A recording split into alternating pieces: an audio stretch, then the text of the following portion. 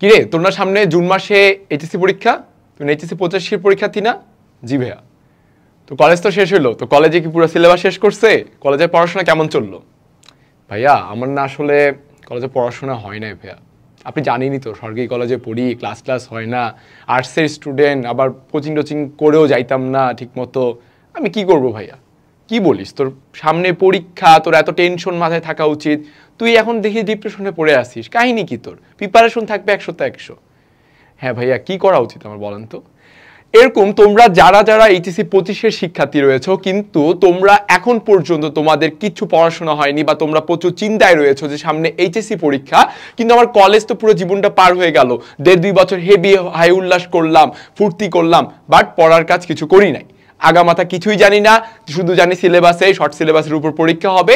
কিন্তু আমার মানবিক স্টুডেন্ট হিসেবে এইচএসসির পরেই কি আমার সব শেষ হয়ে যাবে? অ্যাডমিশন তো আছে, সে অ্যাডমিশনের পড়াও করে নিয়ে মূল এইচএসসি পার করবো, তাও জানি না কি করতে হবে। চিন্তার কোনো কারণ নাই, আমার পক্ষ থেকে তোমাদের জন্য স্পেশালি এইচএসসি 25-এর জন্যই বলছি, কিছু টিপস রয়েছে যেগুলো ফলো করলে ইনশাল্লাহ তোমাদের সামনের যে পরীক্ষাটি আসছে সেই পরীক্ষাটি তোমরা ভালো মতো দিতে পারবা। তো এইচএসসি 25-এর মানবিকের ছাত্রছাত্রীরা সবাই কান খুলে এই টিপসগুলো শুনে নাও এবং হার্ট অ্যান্ড সোল সেগুলো পালনের চেষ্টা করবা।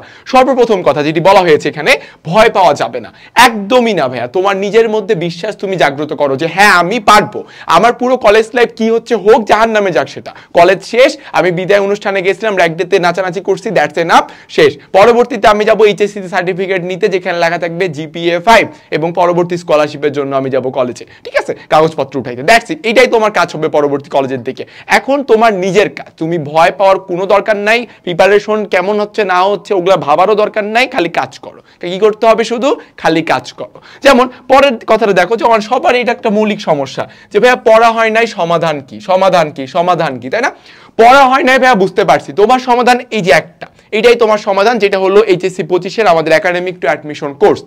যেই কোর্সে আমাদের একাডেমিক থিওরি ক্লাস রয়েছে, টপিক ওয়াইজ ক্লাস রয়েছে, অ্যাডমিশন ক্লাস, এবং সবচাইতে মেন ইম্পর্টেন্ট এইগুলোর পাশাপাশি যেটা আমাদের সবচাইতে মোস্ট ইন্টারেস্টিং এবং অ্যাট্রাক্টিভ, যেটা আমাদের দেশে আমরা প্রথম দিচ্ছি, সেটা হলো আমাদের দাগানো বইয়ের পিডিএফ।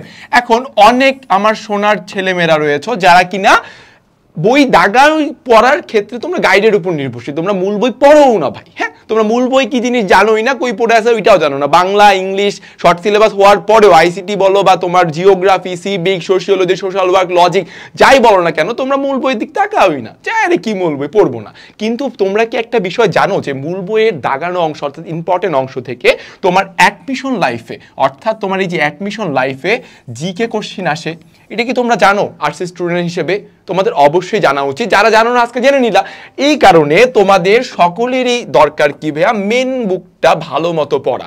এই জন্য আমাদের কোর্সে যেটি তোমাদের জন্য উপহার থাকছে এবং এই উপহারটা তোমাদের উপকারে লাগবে, সেটি হলো দাগানো বইয়ের পিডিএফ।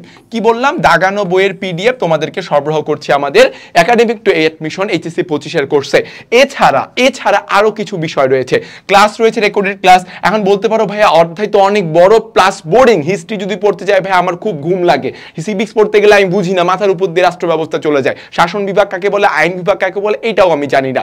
সমস্যা নেই তো বাবা, তোমার জন্য তো আমরা আসি নাকি। এই যে আমাদের 230 রেকর্ডেড ক্লাস, ঠিক আছে, 230 প্লাস রেকর্ডেড ক্লাস, যেই ক্লাসগুলোতে তোমরা অবশ্যই আই বেট ইউ তোমরা পাবা কোয়ালিটি, ঠিক আছে। কি পাবা ভাইয়া? কোয়ালিটি পাবা, যেখানে তোমাদেরকে প্রোডাক্টিভ ওয়েতে বোরিং চ্যাপ্টারগুলোকে কিভাবে ইন্টারেস্টিং করা যায়, কিভাবে আরো আনন্দদায়ক চ্যাপ্টারে পরিণত করা যায়, সেই ব্যবস্থাটা আমরা তোমাদের জন্য করেছি। এবং এর পাশাপাশি একটা বিষয় এখানে রয়েছে যে মেক সাম নোটস। ওকে, লাস্ট টাইমে তোমরা আছো, অর্থাৎ শেষের সময় আছো, শেষ সময় যদি তোমরা এখন তোমাদের ব্রহ্মাস্ত্র, যেটা কি বলো অবিনাশী অস্ত্র, ঠিক আছে, যে অস্ত্রের কোনো বিনাশ নেই, সেই অস্ত্র যদি ব্যবহার না করো ভাই, স্কুল পার করে আসছিস, কলেজে উঠছিস, কলেজ লাইফ শেষ, এইচএসসি পরীক্ষা দিবি, এই সময় যদি তুই ভালো মতো না রেজাল্ট করতে পারিস, আগামী বছরগুলোতে তুই কই থাকবি, অবস্থানটা নিজেই কিন্তু কল্পনা করতে পারছিস, তাই না? এই কারণে এই সময় নিজের 100% এফোর্ট দেওয়া লাগবে। সো মেক সাম নোট যদি তোমার মাথায় না থাকে যে ভাইয়া আমি পরিণীতি কিভাবে নোট করব, প্রথম অধ্যায় সেকেন্ড পেপারে প্রথম অধ্যায় দেখি ভাই ব্রিটিশ আমল দেখলেই তো আমার মানে একদম পুরো হাই হুতাশ হয়ে যায়, আমার সেন্স হারা হয়ে যায়।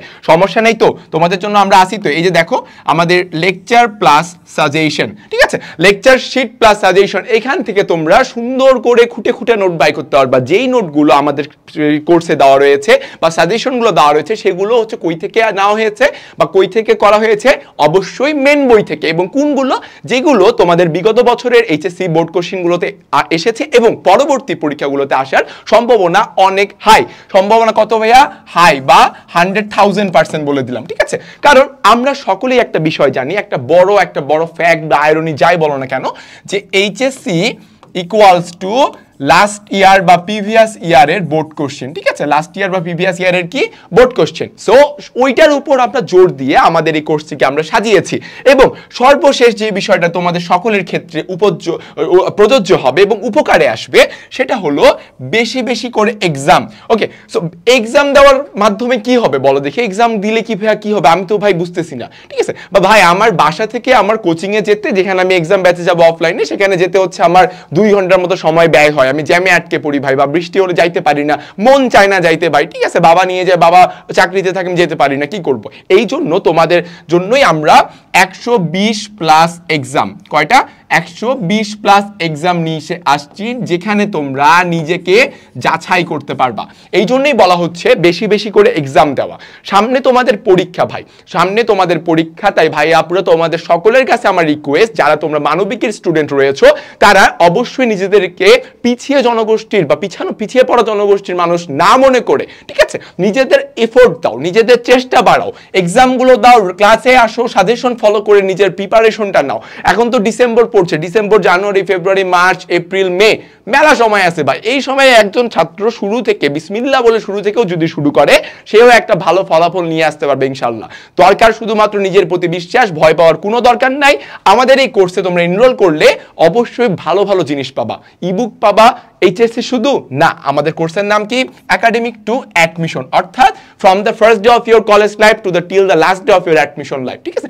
অর্থাৎ তোমাদের অ্যাডমিশনের লাস্ট ডে পর্যন্ত আমরা তোমাদেরকে সকল প্রকার গাইডলাইন, ইনফরমেশন, বই, গাইড বই যতগুলো রয়েছে, আমাদের কিউএন এর বিডি ইউনিটি অ্যানালাইসিস মেগা বুক বা কিউএন এর এইচএসসি সাজেশন বই, সকল কিছু আমরা ইবুক আকারে এই কোর্সে সরবরাহ করছে।